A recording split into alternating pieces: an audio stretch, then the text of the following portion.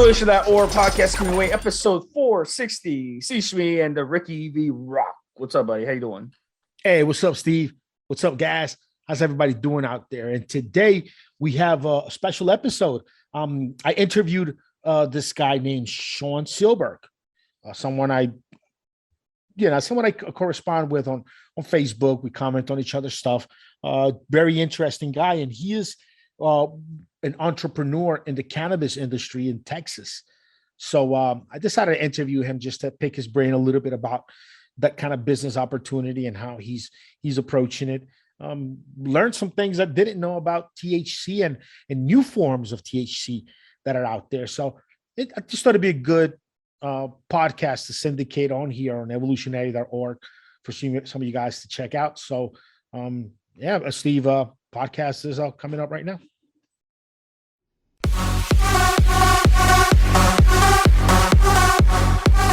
So yeah, man, like I said, I just haven't had any alcohol since the beginning of the year. Played some pickleball today, and I'm just like sore, laying in bed, recovering. And I got that CBD in me. That's a given. But yeah, I'm still hurting. Like, it's not a cure-all. Don't get me wrong. It's great for the people who do benefit from it, like me. But yeah, today is one of those days where it doesn't hurt to have something a little stronger. Where are you playing pickleball at your gym, or do you have courts nearby? How are you getting it? How are you getting it done? Yeah, so I live in San Antonio, Texas, and I live on the south side. And there's this park off of Zarzamora. It's called, I'm gonna look it up right now. Can you still hear me as I'm talking? Yeah, I can hear you. So do you schedule it to meet people there to play, or do you just go there and challenge people to play when you're there? How does that work out? Oh no, man, I'm not challenging anybody, man. I'm like solo dolo. I just if nobody's using it because it's wintertime, so I just do my thing. You play by yourself, or do you have like somebody to play with you? How does that work out? Yeah, just me, man. So I'll set up like you play against the wall, like handball, like against the wall. Then exactly, yeah. All right, okay. Because when you said you got sore, I thought maybe you got competitive or something, but I guess you can push yourself hard enough. No. So, what does the CBD do for you? Do you think how's it improving your lifestyle? Well, for me, I think the main benefit is it's anti-inflammatory. The Western diet, the Western lifestyle, just the stress alone from everyday life causes inflammation in the body. Inflammation is associated with oxidative stress, right? That's the stuff you don't want. So CBD, I love the anti-inflammatory effect, whether it's like using it as a lotion for sore muscles or anything like that, putting it in food. I love to cook with it. But what's crazy too is it's also antimicrobial, right? So it can kill I think they're even doing research that it might be able to even help with antibiotic resistant staph infections. So sometimes people report it helps them with their gut biome, and there's a lot of research going on. We're really at the cusp of a new industry. If I was I was telling my dad, because he's old school, he's straight edge, man. He walks the line, and I love my dad, right? And he fed us, he's a great father, great role model. But he wasn't about this cannabis business, right? I explained it to him, and I was like, Dad, it's not what you think. It's like a vegetable. It's only until people kind of manipulate it with THC that's where you get the psychoactive effect. But, this is it should be in every supplement. People need to be thinking that this is a vegetable, this is a supplement, and it may work for you, but it's anything that you sell in your product line, who wouldn't take it if it could have a positive result and it's affordable on a monthly basis. So what opportunities are there for someone to get into the cannabis business? Because this is something that you are working on now, right? You're getting into the cannabis business, extractions and products and things like that. What opportunities are there? What kind of legalities need to be navigated? Because as far as I can tell, different states have different laws on this. That's correct. I'd be glad to share with you some resources. I love what Texas A&M University, my alma mater, is doing. They have an industrial hemp program, and on their page, like they have like a resource legal center and other links that show you the CBD laws and the cannabis laws state by state. Personally, in terms of risk, I definitely think it depends on what you're doing. So if you're a manufacturer like me, you're making edibles and I could really make anything. I can make vape product to anything. I know how to infuse cannabis into any type of product pretty much using this process for people at home. So I'm not really trying to scale anything. I could do a lot of damage like in the size of a small studio, right?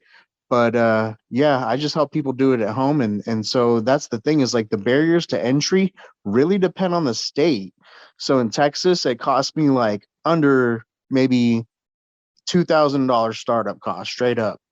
And What does that states, include? What is the $2,000 so include? yeah, so that would be like me buying, getting the license. The license, I believe, is about under 400. And then after that, you need equipment, right? So this could be how you're going to extract it. Some people buy something called a magic butter machine, and I can do that for under $20. It's just more less electronic process, let's say that, but it's like very simple what I do. And I'm slowly releasing it to certain people that deserve it and I think would appreciate it and not laugh at it, because people have laughed at what I'm doing. But for example, I shared this with you ever heard of the Pennsylvania Dutch Amish community? I've heard of the Amish, and I've heard there's a lot of them in Pennsylvania. Right on. Yeah, my dad's from Pennsylvania, not that part. He's from Camden. But yeah, like I knew about the Amish because of my dad. And yeah, I just helped him. I told him what I was doing because I knew that they would appreciate it, because it's low tech what I do. And I'm actually working on like an off-grid version where like this could be done by solar power.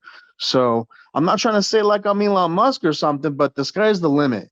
Just be careful depending on the state, right? Because you may have to have a residency requirement. You may need to live in a state for a certain couple of years. But to answer the original question, after the license cost of about under 400, you got to buy equipment, right? My equipment's very cheap. So like, let's add like 100 to that.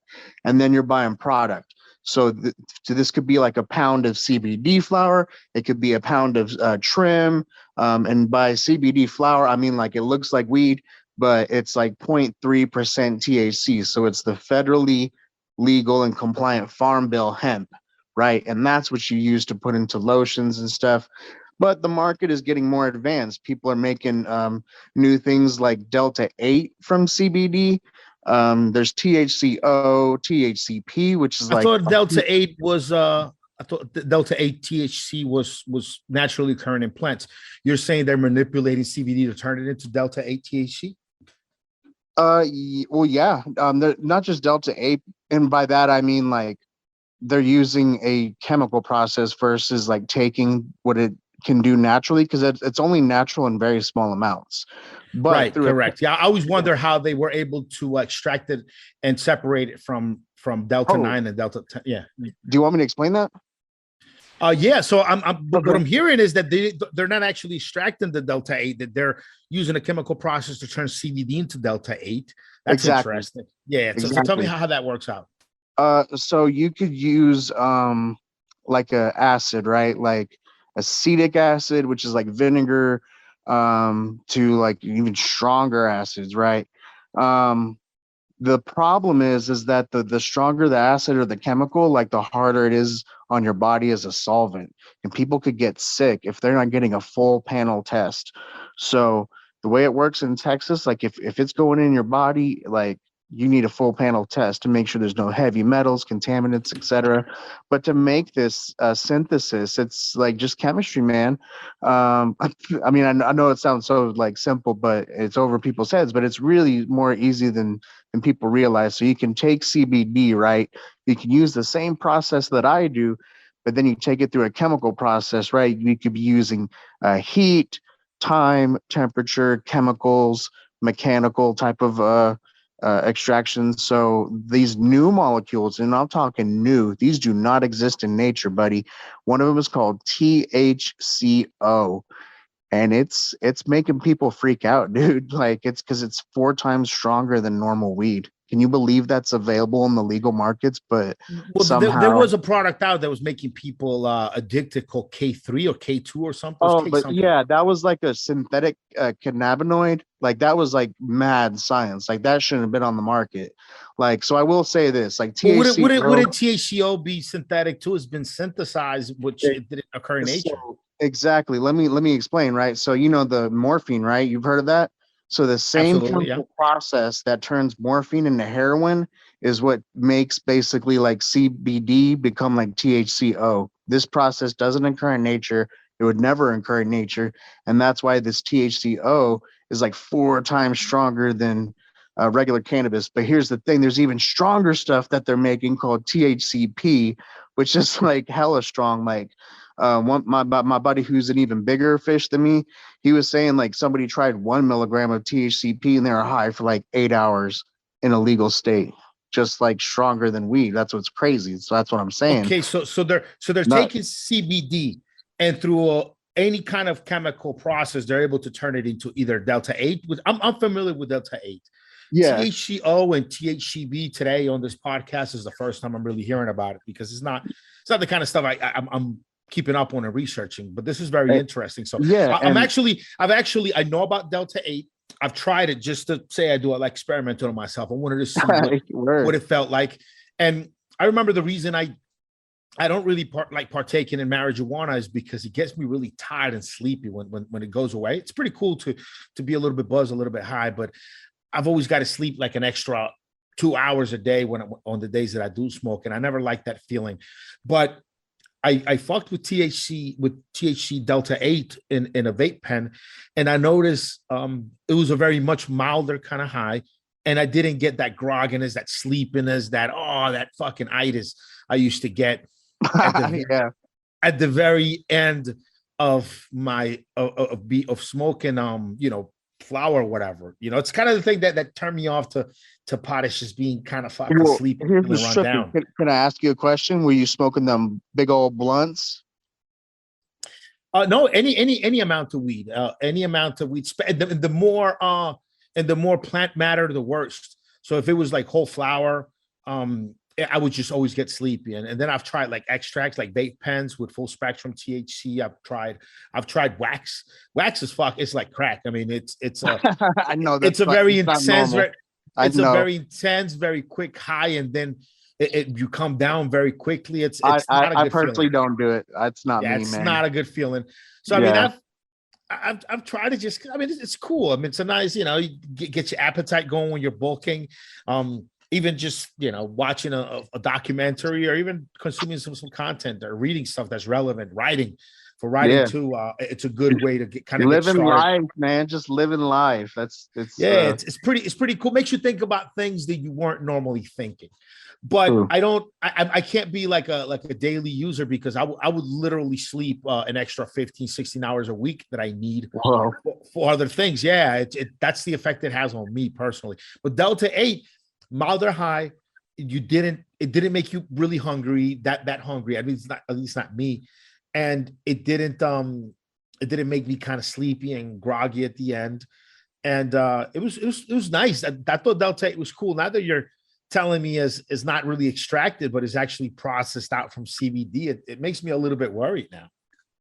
Well, I mean, yes and no. So I believe I'm more of like a free market Austrian economics type of perspective for anybody listening who's a business or economics fan. So what that means is like there is a reason that we have like rules and things for the market, right? So ideally you wouldn't have dangerous product on the market, like if they're making bathtub gin or something like that. So if you have a real chemist that can like pass a full panel test with no contaminants, like I think it's cool. As long as it's tested in a laboratory and it's proven safe for human consumption, I think that's like the litmus test of whether or not like it should be out on the market. Now, it gets dangerous because people are trying to do it themselves and they're trying to compete and cut corners. And anytime you start cutting corners, people will always always cut the corner of safety. I've seen it many times, and it is what it is. So consumer safety is number one. You asked earlier about what are the risks. That's one of the risks, man. Like the biggest risk. What is your opinion on vape pens and vaping in general? I mean, I've seen insurance claims where a vape pen blows up in a dude's face and like we'd had to give him plastic surgery. You know, I mean, I'm not laughing. It's not funny at all. Like the product liability is real. Like, so if they could do that, you know, people leave vapes in their cars and the lithium ion has exploded and caused fires. What about long-term effects to your lungs? What do you? All right, here's what's trippy though. There's two sides to every story, and I'm not a doctor. You know, we don't want to get that misinformation vibe going, but there was like a study in the 1940s, like of glycolized air, which is basically propylene glycol, which is used in vapes. And it was very effective at helping reduce flu virus transmission. And it also does have kind of that like antiseptic effect almost. So you could make an argument that like in certain cases, like vape, and it's also, I believe, like used in some inhalers anyway for this purpose. Like sometimes propylene glycol is good for your lungs, and you add a little bit of cannabis with that, it's anti-inflammatory. I think vapes, like if it's right for the right person, I don't see a problem with it. And if it's safe, you know, like I said, I'm always big about safety. That this company better have money in the bank if their product hurts somebody. They better have insurance, and they better be passing those lab tests. And you know, it is what it is. So I think vapes are cool, just as long as the risk is managed appropriately. Tell me a little bit about THCO and THCV, because in this podcast is the first time I hear about it.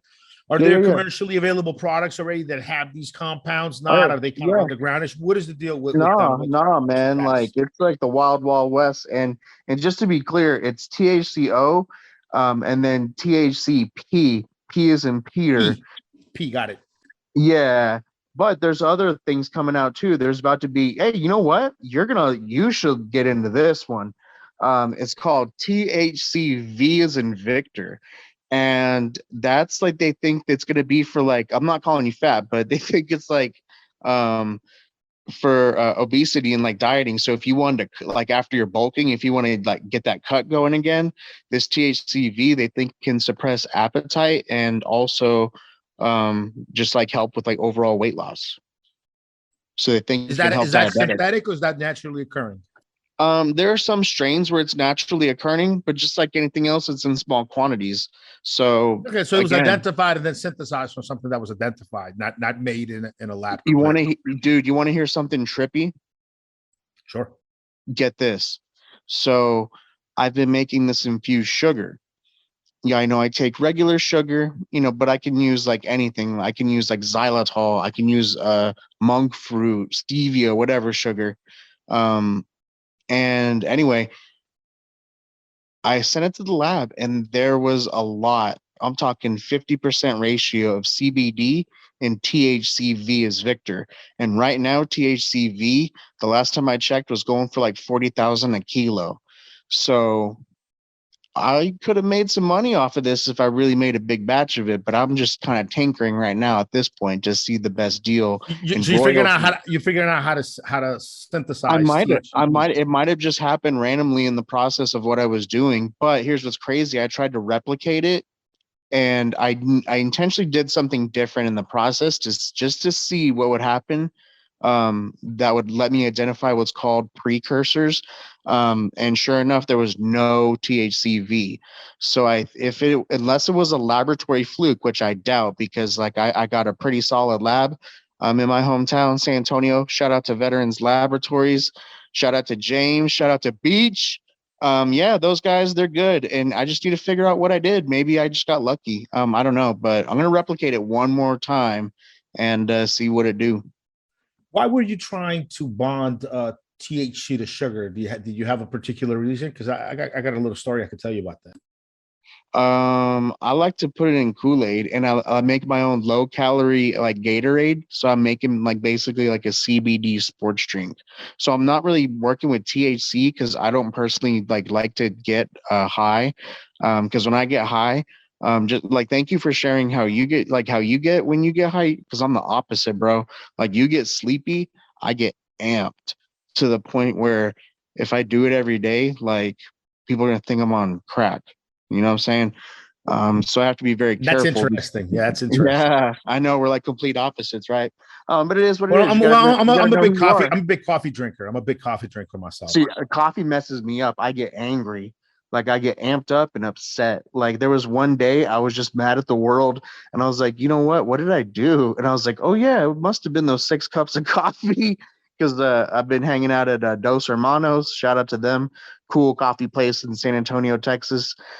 Just kind of exploring the menu because I'm not a coffee drinker, man. That's not me. But with sobriety, maybe I should get into something, to get the sip on and be social, Yeah.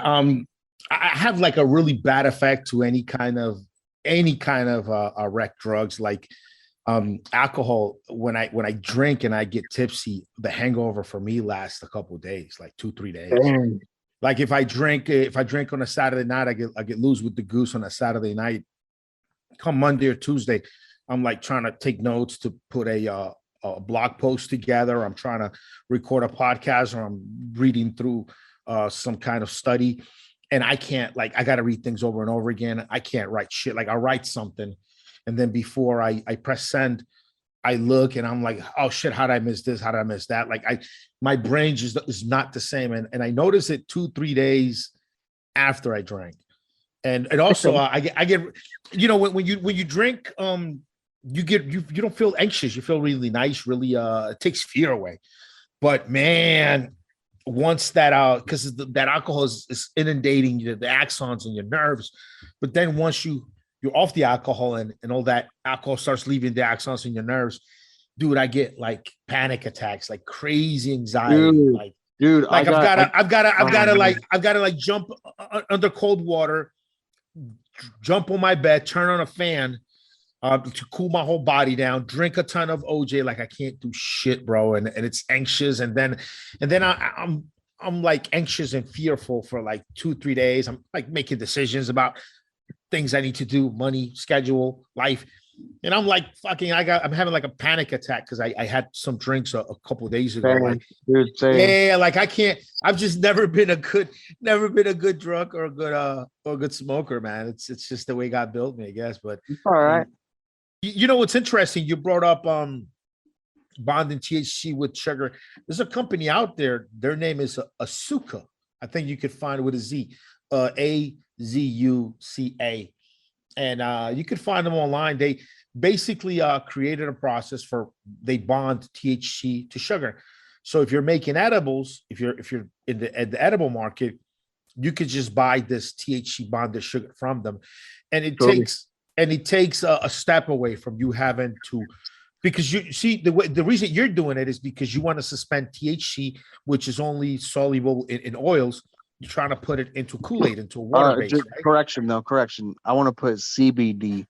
CBD, which I mean, is CBD soluble in water? It's also soluble in oil only, right?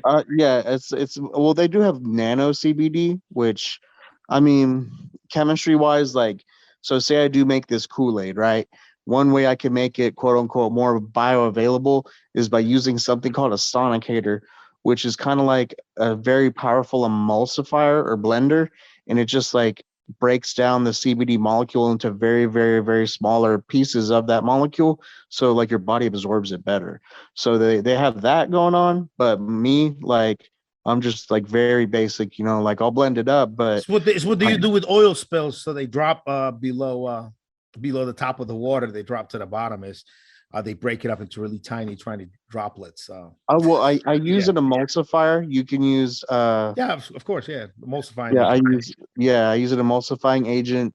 And then I use a filter because man, like, I should send you a picture of what it looks like. The way Azuca does it is Azuca is actually smaller. Bro, the particle's smaller than the nano. Bro, do you want to see what it looks like when I strain the Kool-Aid?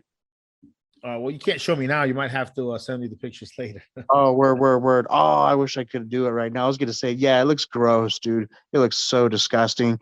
And like, if you don't strain it properly, like, there's like little Scooby snacks floating around because it coagulates. Like certain things coagulate in those THC and those cannabis oils from the plant, and it just looks gross. And like, if you get it on your teeth, oh, you're done, dude. You look like um I don't know, man. You look like you don't. Well, Nobody wants green teeth. That's all I'm saying, and that's what you're gonna yeah. look like.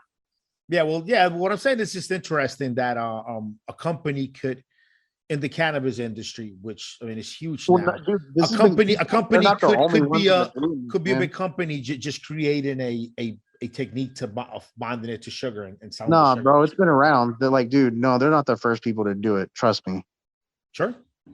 bro. How do you think I learned how to do it? I learned it from the black market, bro.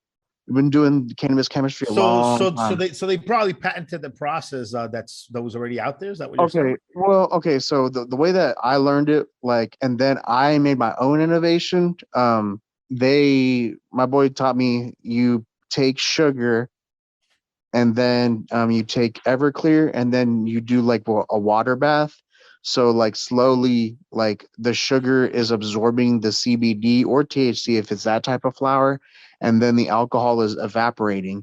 So the end process is still sugar when it cools down and crystallizes again.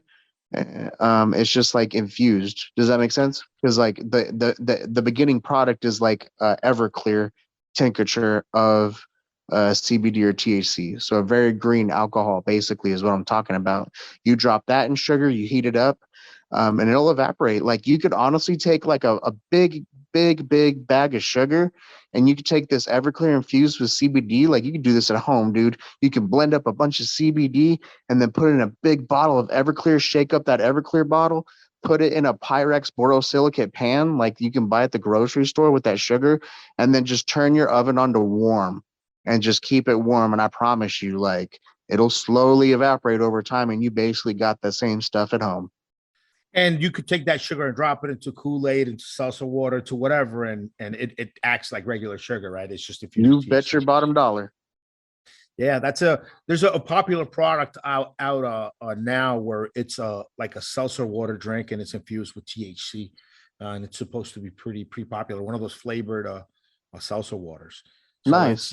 It's infused in THC everything, man. It's incredible. So you're saying THCP and THCO are basically black market underground now, stuff people are doing in their homes. It's not something you go to dispensary and buy right now. No, dude, like straight up, like it's legal.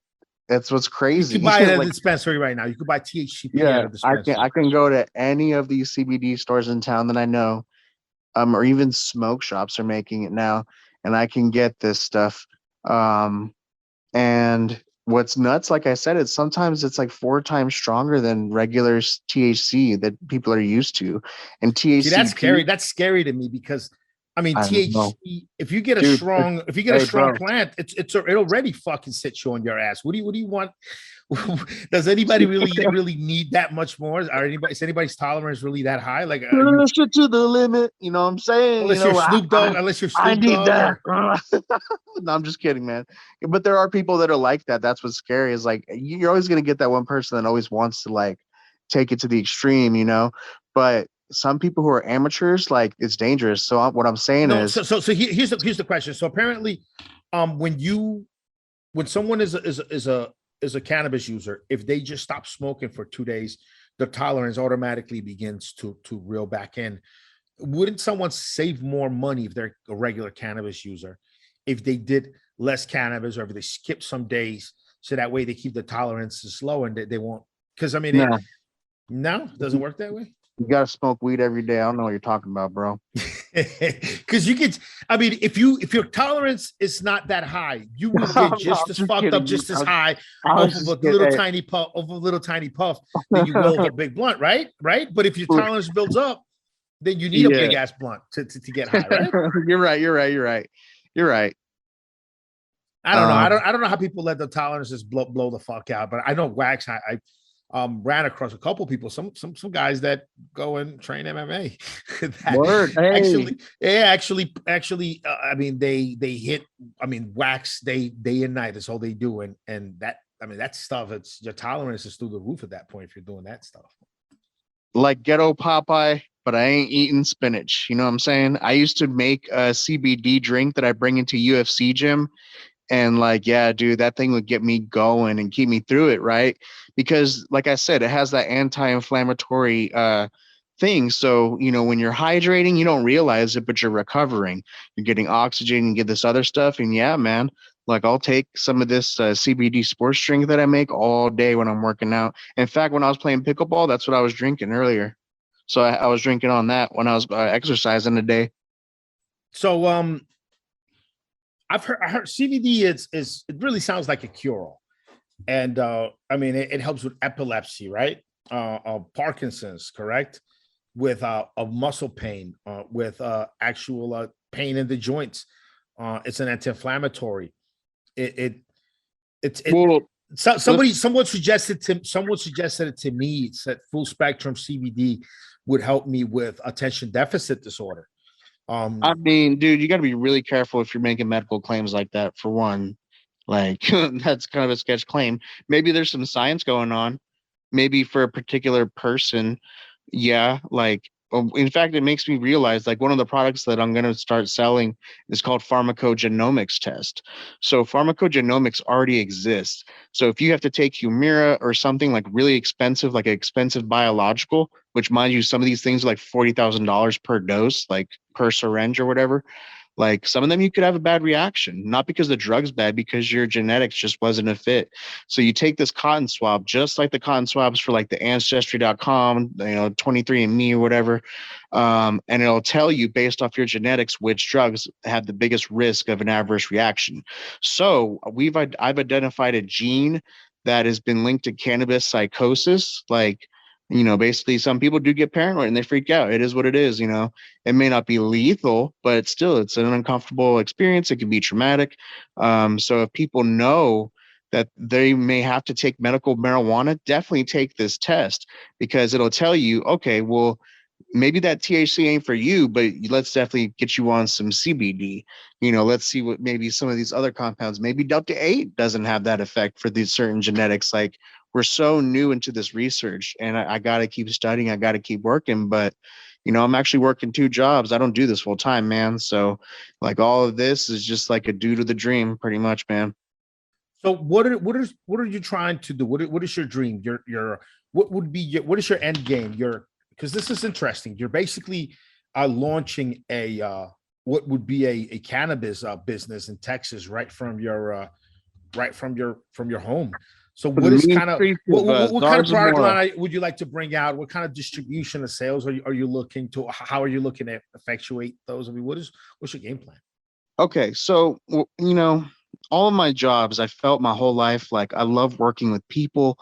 I love helping people. I love relating to people, because there were times when like I didn't have people. You know what I'm saying?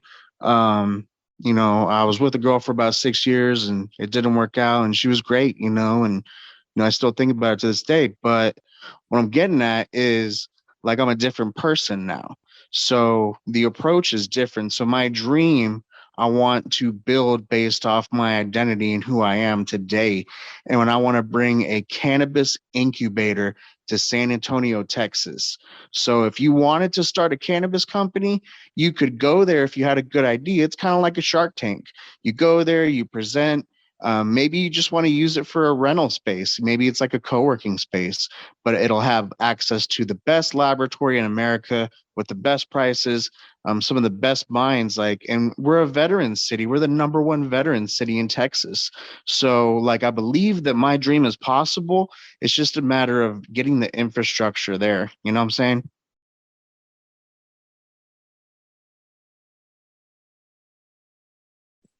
That's interesting. And what are the first 1 or 2 products that you're working on yourself, something that you want to bring out to the market? So I've done a lot of different like experiments. So one of the ways that I would like to, just as proof of concept, one of the ways the incubator could make money is by like selling or getting good legal and finance and banking. Maybe we look at blockchain. Who knows? We get these mechanisms in place so we can get royalty deals. So I may never be able to be like that sugar company that you told me about, but maybe I could create my own process, right? And I could sell it to them and show it to them. And every time they sell a product, I get $1. I'm cool with that, and that's how these incubators work. So if you bring someone in and you give them the infrastructure to build their business and they leave the nest and create a headquarters in a different city, like every time they're selling a product, the incubator's making money so they can bless the next cannabis company looking to do something different and innovate or help or do whatever, whether it's hemp clothing or agriculture or just anything in the cannabis industry. Like we need the infrastructure for innovation because we're falling behind, and America needs to be a leader for innovation in all industries, not just cannabis. So if I could set the example in cannabis, an industry where they think everybody's lazy and they don't know anything, and nah, man, like I really believe that if anybody's listening to this message and you've got the infrastructure to do what I'm doing, like do it. I'm sure my idea already exists, but it just doesn't exist in my hometown. That's all I'm saying.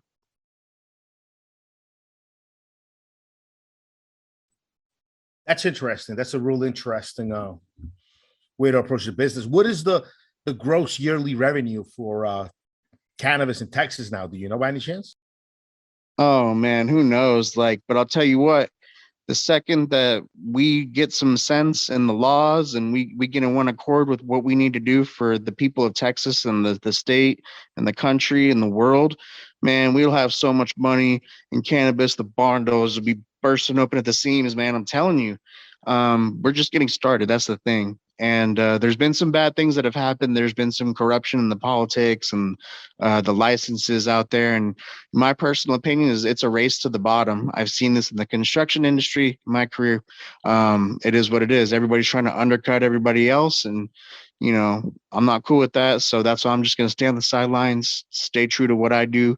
And that's creating cool products and innovations. And maybe an honest company will give me a chance to like sell one of my recipes for royalty. And that little stream of income will help me to reach more people like my Amish buddies that I helped extract and other people that I do this for free as part of my ministry. So I try and empower people because like I'm selling the concept of an incubator.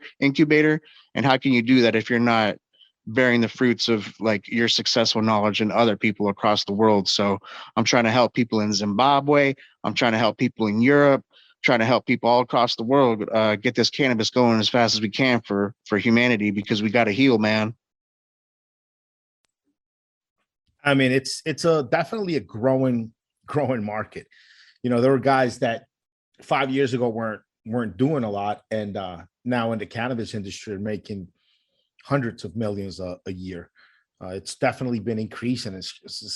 I just gave it a quick Google search as we were here talking, and it's big. I don't want to quote this page because I don't know how completely accurate they are, but I mean it's growing by about 46% year after year since 2019 about. So it's real interesting. It's definitely. Well, I mean, there was another plant that was growing at a wildly clip. It was just growing and growing and growing. It was called the tulip. And if you want to Google something right now, it's called the tulip effect. I believe that's what's happening with cannabis, and that describes that growth you're talking about. Well, tulips are fucking useless. I think I know what you're talking about. The in Holland, where tulips were yeah. expensive, but see, tulips are useless. But cannabis, you're right. Amen. Cannabis is the key to healing society. It's sure. Consumed. Cannabis is consumed. It's everything. Yeah, I mean, it's interesting. It's definitely for sure interesting. Well, listen, my man, I definitely appreciate you coming on. How can people find you? What if someone who wants to invest into your ideas and into what you're doing, how can you let them find you? What's the best way?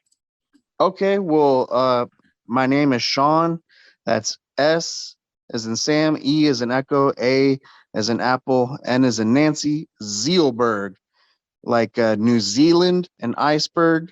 Zealberg, and I'm on Instagram, CBD Every Way. That's CBD Every Way.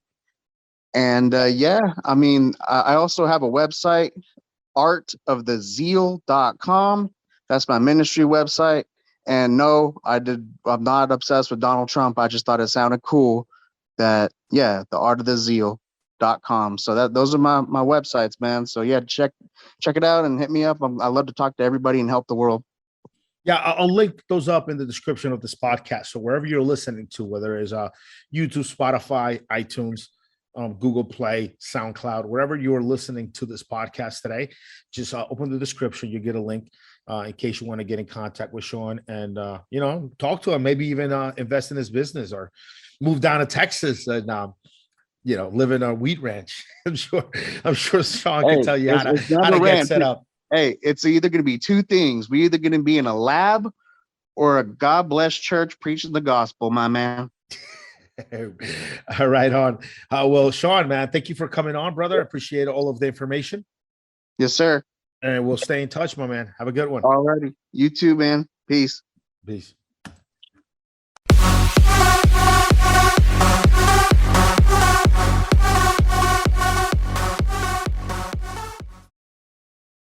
All right. Good episode, right? Yeah, definitely good episode. We'll have to try. I've always wanted to try it out. I just I'm always worried about ordering online because I think most of these being sold online are bull. So hopefully we have some good access to the real stuff, So what do you want to try? You want to try CBD or THC or full spectrum? What are you curious about?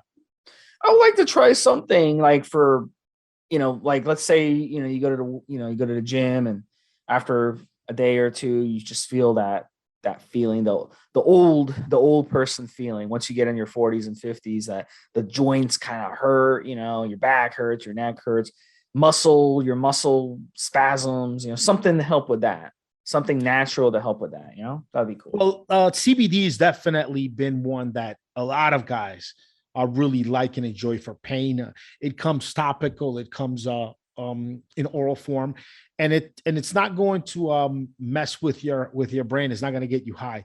Something like THC would definitely give you a high, and I probably wouldn't recommend you messing with THC because you've never kind of done it. It can maybe make you a little bit paranoid, maybe kind of give you a little worried feeling. Some people get that when they've never tried it before, but something with CBD, I think in your case, it won't have any effects on the way your brain or your thinking.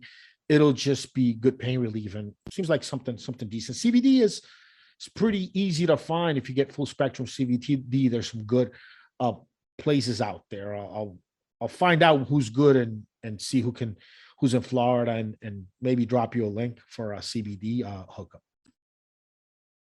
Sounds good, buddy. Awesome podcast. Great job. All right, guys. Have a good one, Steve. Have a good one, guys.